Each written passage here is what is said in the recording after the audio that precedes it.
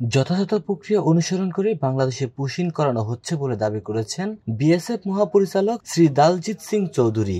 আজ বৃহস্পতিবার BGB BSF মহাপরিচালক পর্যায়ের ৫৬তম সীমান্ত সম্মেলনের শেষ দিনে পিলখানায় বিজিবি সদর দপ্তরের শহীদ ক্যাপ্টেন আশরাফ হলে আয়োজিত যৌথ সংবাদ সম্মেলনে সাংবাদিকদের করা প্রশ্নের জবাবে এ কথা বলেন তিনি বলেন, শুধুমাত্র যারা অবৈধ অনুপ্রবেশকারী তাদেরই বিরুদ্ধে নিয়ম মেনে পুশিন করা হচ্ছে।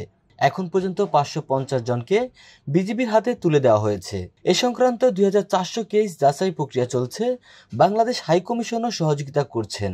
বিজিবি বিএসএফ মহাপরিচালক পর্যায়ের ৫৬তম সীমান্ত সম্মেলনের শেষ দিনে পিলখানাস্থ বিজিবি সদর দপ্তরের শহীদ ক্যাপ্টেন আশরাফ হলে আয়োজিত যৌথ সংবাদ সম্মেলনে সাংবাদিকদের করা প্রশ্নের জবাবে তিনি এ কথা বলেন। এ সময় উপস্থিত ছিলেন বিজিবি মহাপরিচালক মেজর জেনারেল মোহাম্মদ আশরাফুজ্জামান সিদ্দিক সহ বাহিনীর শীর্ষ কর্মকর্তারা। একজন ভারতীয় নাগরিকের মেয়েকে পুশিন করা হয়েছে জানতে চাইলে বিএসএফ মহাপরিচালক বলেন, যদি এমন কোনো ঘটনা ঘটে থাকে যথাযথ প্রক্রিয়া জানানো হলে ভারত তাদের সমর্থন করবে।